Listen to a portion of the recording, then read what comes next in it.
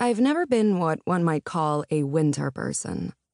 Witches are supposed to feel naturally aligned with the wheel of the year, receptive to the charms of every season, and nowhere is that easier than in Thistle Grove, where every type of weather is utterly and gorgeously flamboyant, the most extravagant cosplay version of what it might look like anywhere else. In theory, I could appreciate the extremeness of its contrasts, all that diamond-faceted white blazing against the blue of windswept skies and the stark black silhouette of Hallows Hill. I could even get behind winter chic when it came to sleek après-ski wear. And then there was Yule, with its fragrant wreaths and crackling logs and sea of candlelight, arguably the most luminous and magical of the solstices. But in practice, winter is horribly inelegant and messy, almost impossible to calibrate. One too many layers leaves you sticky and sweltering, while one too few lets the chill creep into your bones. Your hair turns into kindling, or poofs into a staticky halo immune even to glamour spells. You can't even run properly in winter, unless you're a die-hard marathoner with no self-preservation instincts left intact. All around, cruel and unusual. At least we rarely suffered more than 2 months or so of such yearly punishment in Thistle Grove.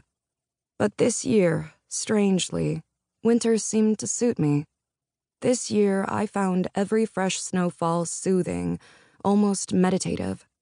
There was one raging right now beyond the frost-rimed window of the Silver Cherry, where I was grin and bearing my way through a jewelry-making class. A feathery whirlwind, like being inside a shaken snow globe filled with drifting down. It felt hypnotic, a chaotic escapade of white that made it hard to hold on to any single thought for long, which, these days, was more than fine by me. These days, my thoughts and I didn't tend to be on the best of terms. "Sweetheart," Jessa said, in that delicate tone she'd taken to using on me, like one harsh note might topple me over, damage me in some irreparable way. She didn't have to be quite that careful with me, but I loved that she wanted to be. "You're doing your depressed mime face again." The words themselves didn't tend to match up with the spun sugar tone all that often, because she was still Jessa, and I loved her for that too. "What?" I mumbled, finally tearing my eyes from the window. "My what?" "You know." She rearranged her adorable, ringlet-framed features into a truly dismal expression, drooping puppy dog eyes and a dramatically downturned mouth like a melancholy bass. "Like you're about to perish of chronic woe. Or possibly planning to recreate that scene from The Giver where the kid and his little brother escape into the snow to die with their emotions."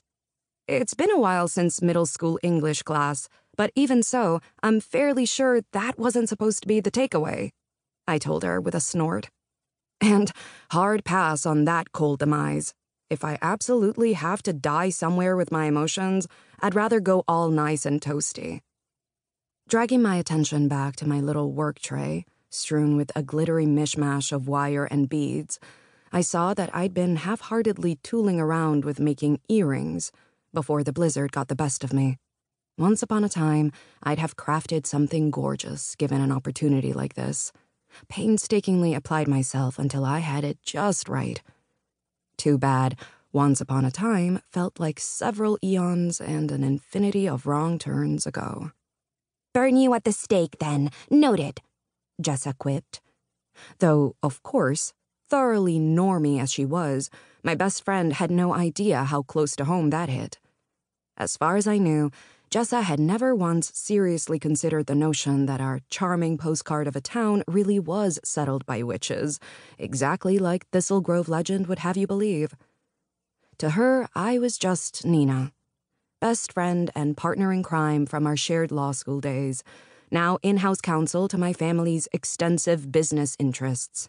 Not Nineve Cleona of House Blackmoore, second in line to the most powerful witch dynasty in Thistle Grove.